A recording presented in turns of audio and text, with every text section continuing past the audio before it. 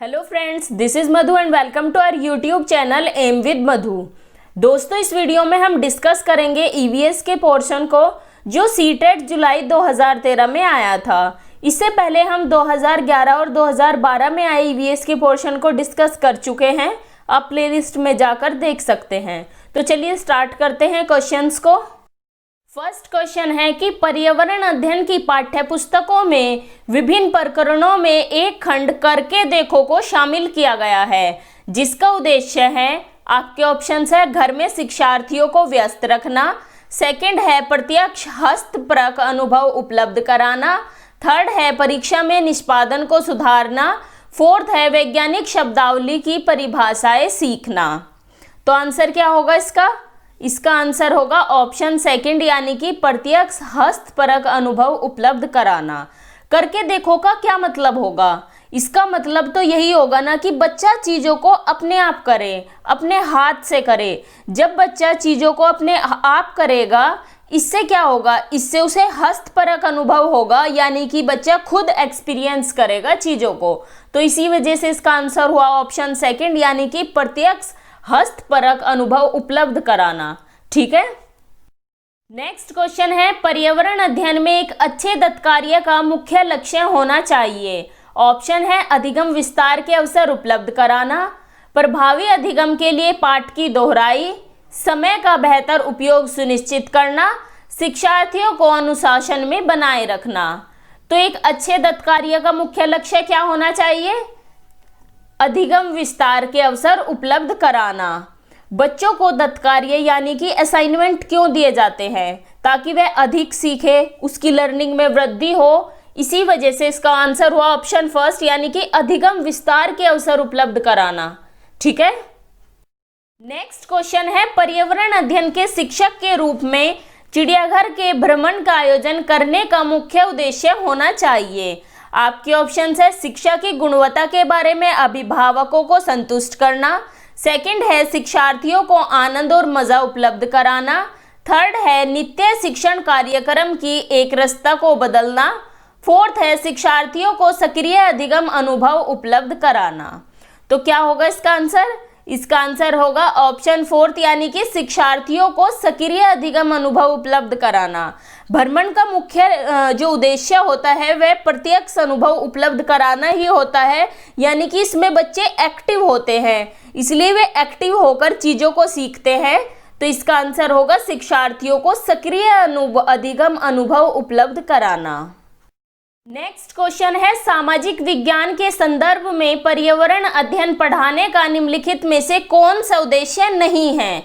Options है इसे बच्चों को मुख्य शब्दावली की सही परिभाषा याद करने योग्य बनाना चाहिए, सेकंड है इसे शिक्षार्थियों को विद्यमान विचारों और अभ्यासों पर प्रश्न करने के योग्य बनाना चाहिए, थर्ड है इसे बच्चों को समाज के एक जिम्मेदार सदस्य के रूप में बढ़ने के योग्य बनाना चाहिए, फोर्थ है इसे बच्चों को संस्कृति अभ्यासों में विविधता का सम्मान करने योग्य बनाना चाहिए। तो आंसर क्या होगा इसका आंसर होगा ऑप्शन फर्स्ट। इसमें पूछा है कि उद्देश्य नहीं है, यहाँ आपको नहीं पर फोकस रखना है। बहुत बच्चे ये नहीं वर्ड नहीं देखते और एग्जाम में इस आंसर को पॉजिटिव वे में करके आ जाते हैं। तो आपको नहीं का ध्यान रखना है, यहाँ पर उद्देश्य नहीं है पूछा है। इसका आंसर होगा ऑप्शन फर्स्ट, इसे बच्चों को मुख्य शब्दावली की सही परिभाषा याद करने योग्य बनाना चाहिए। किसी परिभाषा को याद करना, रटना, शब्दावली को कंठस्थ करना, ये सभी निगेटिव वर्ड्स होते हैं। इसलिए प्राथमिक स्तर पर पर्यावरण अध्ययन पढ़ाने का यह उद्देश्य नहीं है कि बच्चे शब्दावली और परिभाषा याद करने योग्य बने। ठीक है। फिफ्थ क्वेश्चन है, कविता पर्यावरण अध्ययन की कक्षा में गरीबी, निरक्षरता और वर्ग असमानता जैसे सामाजिक मुद्दों पर बल देना चाहती है। निम्नलिखित में से कौन सा अधिगम अनुभव इस उद्देश्य की प्राप्ति में अधिक प्रभावी होगा?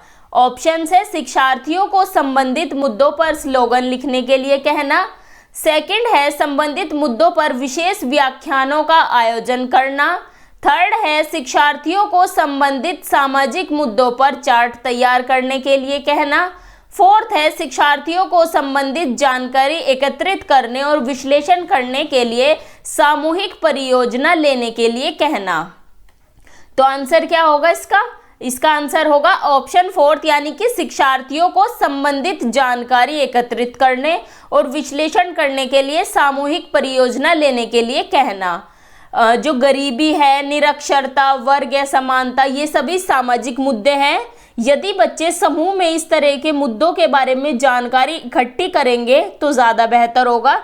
इससे उनका सामाजिकरण यानी कि सोशलाइजेशन भी होगा। इसलिए इसका आंसर होगा शिक्षार्थियों को संबंधित जानकारी एकत्रित करने और विश्लेषण करने के लिए सामूहिक परियोजना लेने के लिए कहना।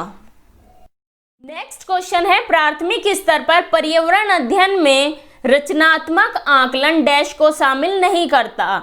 ऑप्शन है शिक्षार्थियों की ग्रेडिंग और रैंकिंग, सेकंड है शिक्षार्थियों के अधिगम रिक्तियों की पहचान, थर्ड है शिक्षण में कमियों की पहचान और फोर्थ है शिक्षार्थियों के सीखने को बढ़ाने।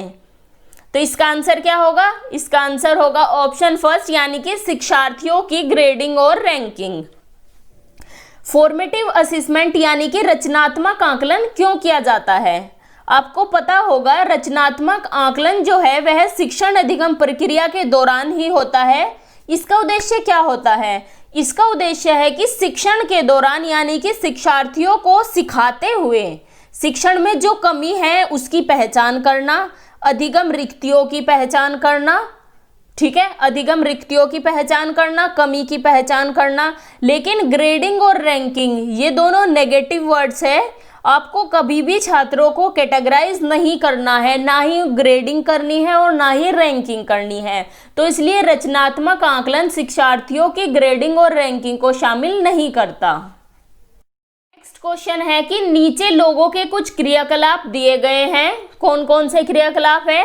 ए है कि खानों का उत्खनन यानी कि खुदाई, बी है बांधों का निर्माण, सी में है बाजार में बेचने के लिए पत्तियां एवं जड़ी बूटी इकट्ठी करना, डी है बांस से टोकरी बुनना, ई है गिरे हुए पत्तों से पत्तल बनाना। इनमें से वह क्रियाकलाप कौन से हैं जो जंगलों के गायब होने के लिए जिम्मेदार है? आपको बताना है कि जो ऊपर ये क्रियाकलाप दिए हुए हैं इनमें से कौन से क्रियाकलाप ऐसे हैं जिससे जंगल गायब हो रहे हैं। तो फर्स्ट में है कि खानों का उत्खनन, बिल्कुल जब जंगल यानी कि पेड़ों को काटा जाएगा उसके बाद ही वहाँ खाने बनेगी। सेकंड है बांधों का निर्माण, ये भी सही है, ये भी जंगलों के गायब होने के लिए जिम्मेदार है। थर्ड है बाजार में बेचने के लिए पत्तियां एवं जड़ी बूटी इकट्ठा करना, इससे पेड़ों को नहीं काटा जा रहा है, इससे जंगल के भी कोई गायब होने की ऐसी संभावना नहीं है। डी में है कि बांस से टोकरी बुनना, ये भी नहीं है। ई है गिरे हुए पत्तों से पत्तल बनाना, इसमें तो पेड़ों को काटा ही नहीं गया, जो पेड़ों से पत्ते गिरे हैं उन्हीं से पत्तल बनाने का कार्य इसमें बताया हुआ है। तो इसका आंसर क्या होगा? इसका आंसर होगा थर्ड, यानी कि ए और बी, खानों का उत्खनन और बांधों के निर्माण से ये ही मुख्य रूप से जिम्मेदार है जंगलों के गायब होने के। ठीक है, नेक्स्ट क्वेश्चन है कांसे के बारे में सही कथन चुनिए। ऑप्शन है कांसा लोहे, चांदी तथा स्वर्ण की भांति एक तत्व है, बी है कांसे को तांबा तथा टिन से पिघलाकर तैयार किया जाता है, सी है कांसा अत्यंत मजबूत होता है और इससे तोप तथा मूर्ति बनाई जाती है, डी है कांसे के बर्तन एल्यूमिनियम के बर्तनों की तुलना में हल्के और अधिक मजबूत नहीं हैं। तो आपको कांसे के बारे में बताना है, इसका आंसर क्या होगा? इसका आंसर होगा सेकंड, यानी कि बी और सी, यानी कांसे को तांबे तथा टिन से पिघलाकर तैयार किया जाता है, यानी कि कांसा एक मिश्र धातु है तांबे और टिन की। सी में है कांसा अत्यंत मजबूत होता है और इससे तोप तथा मूर्तियां भी बनाई जाती है। ठीक है, नेक्स्ट क्वेश्चन है गांधीधाम का रहने वाला कोई व्यक्ति पहले भोपाल यानी कि मध्य प्रदेश और फिर हैदराबाद आंध्र प्रदेश जाना चाहता है, उसके सफर की दिशाएं क्या होगी? ये क्वेश्चन हम ईवीएस के एनसीईआरटी कंटेंट के पार्ट में डिस्कस कर चुके हैं। तो आपके ऑप्शन है पहले पूर्व दिशा में, फिर दक्षिण दिशा में, पहले पश्चिम दिशा में, फिर दक्षिण दिशा में, पहले दक्षिण दिशा में, फिर पश्चिम दिशा में, और फोर्थ है पहले दक्षिण दिशा में फिर पूर्व दिशा में। अब कोई व्यक्ति गांधी धाम से भोपाल जाना चाहता है और उसके बाद हैदराबाद जाना चाहता है, तो उसकी सफर की दिशाएं पूछी हैं। अब आप मैप में देखिए, कोई व्यक्ति गांधी धाम से चला, वह पहले भोपाल गया, उसके बाद हैदराबाद गया, तो इसकी दिशाएं क्या हुई?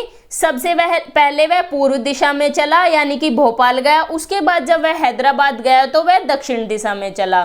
तो इसका आंसर क्या होगा? इसका आंसर होगा पहले पूर्व दिशा में फिर दक्षिण दिशा में। ठीक है। नेक्स्ट क्वेश्चन है कि किसी शहर के मानचित्र पर यह लिखा था, स्केल 1 सेंटीमीटर बराबर 110 मीटर। यदि मानचित्र पर किन्हीं दो स्थानों के बीच की दूरी 15 सेंटीमीटर है तो उन दोनों स्थानों के बीच की वास्तविक दूरी है। अब आपको इसमें दिया है कि 1 सेंटीमीटर बराबर 110 मीटर दिया हुआ है और हमें बताना है कि दो स्थानों के बीच की दूरी 15 सेंटीमीटर है। 15 सेंटीमीटर में कितने मीटर आएंगे? 15 गुना 110 बराबर 1650 मीटर। तो अब 1650 मीटर तो इसमें आंसर नहीं है। अब आप इस मीटर को किलोमीटर में कन्वर्ट कर देंगे यानी कि इसको 1000 से भाग दे देंगे, तो क्या आया? 1.65 किलोमीटर यानी कि 1.65 किलोमीटर। तो इसका आंसर क्या हुआ? इसका आंसर हुआ ऑप्शन फर्स्ट यानी कि 1.65 किलोमीटर। नेक्स्ट क्वेश्चन है कि माउंट एवरेस्ट एक भाग है। आपके ऑप्शन है म्यांमार का, भारत का, तिब्बत का या फिर नेपाल का। तो माउंट एवरेस्ट किसका भाग है? नेपाल का। माउंट एवरेस्ट नेपाल में है, ये भी आप पॉइंट याद रखेंगे। नेक्स्ट क्वेश्चन है, नीचे दिए गए कर्तव्यों उत्तरदायित्वों का अध्ययन कीजिए। ए है कि अन्य लोगों का सामान उठाने में मदद करना, बी है पूरे ग्रुप के आगे चलना ताकि ग्रुप पीछे पीछे चले, सी है जो चल ना पाए उसे रुकने के लिए कहना, डी है साथी के बीमार होने पर उसका ध्यान रखना और सबके लिए खाने पीने का इंतजाम करना, ई है रुकने और आराम करने के लिए अच्छी जगह ढूंढना। माउंटेनियरिंग में ग्रुप लीडर की जिम्मेदारी का उपरोक्त में से चयन कीजिए। आपको बताना है कि इनमें से कौन कौन सी जिम्मेदारी ग्रुप लीडर की होनी चाहिए। तो इसका आंसर होगा ऑप्शन फर्स्ट यानी कि ADE। ए में है अन्य लोगों का सामान उठाने में मदद करना, डी में है साथी के बीमार होने पर उसका ध्यान रखना और सबके लिए खाने पीने का इंतजाम करना, और ई में है रुकने के और आराम करने के लिए अच्छी जगह ढूंढना। ये जिम्मेदारी होनी चाहिए ग्रुप लीडर की। नेक्स्ट क्वेश्चन है, उस वैज्ञानिक का नाम है जिसने सर्वप्रथम मच्छर के पेट के अंदर ताक झांक की और यह सिद्ध किया कि मलेरिया मच्छर से फैलता है तथा इस अनुसंधान के लिए दिसंबर 1902 में चिकित्सा के क्षेत्र में नोबेल पुरस्कार दिया गया। तो कौन थे वे जिसने सबसे पहले इस चीज के बारे में बताया कि जो मलेरिया है वह मच्छर से फैलता है? वे थे रोनाल्ड रॉस, और इसके लिए उन्हें 1902 में नोबेल पुरस्कार भी मिला था चिकित्सा के क्षेत्र में। तो आप ये याद रखेंगे कि सबसे पहले रोनाल्ड रॉस ने बताया था कि मलेरिया मच्छर के काटने से होता है। ठीक है। नेक्स्ट क्वेश्चन है, रजत ने अपने मित्र से कहा, मैं नहीं खेल सकता क्योंकि मुझे बुखार है। मैं कभी बुखार, सरदर्द और अंत में पसीना आने के चक्र से गुजरता हूँ। रक्त की जांच के बाद डॉक्टर ने मुझे एक कड़वी दवाई दी। रजत किस रोग से पीड़ित हो सकता है?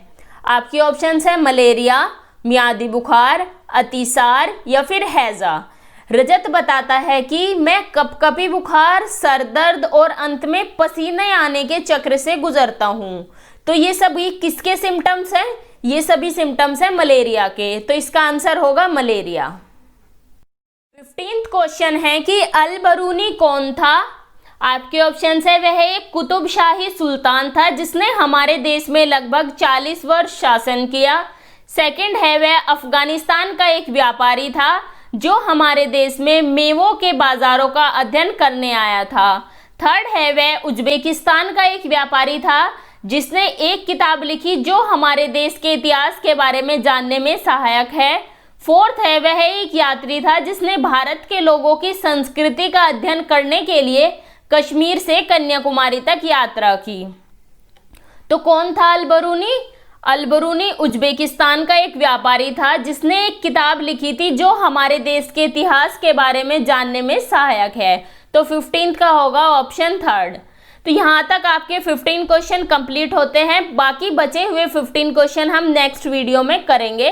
तो चलिए मिलते हैं आपसे नेक्स्ट वीडियो में। Thanks for watching. अगर आपको वीडियो अच्छी लगी हो तो इसे लाइक करें, अपने व्हाट्सएप स्टडी ग्रुप में शेयर करें और चैनल को सब्सक्राइब करें और साथ ही बेल आइकन को भी प्रेस कर दें जिससे आपको लेटेस्ट वीडियो के नोटिफिकेशंस मिलते रहें।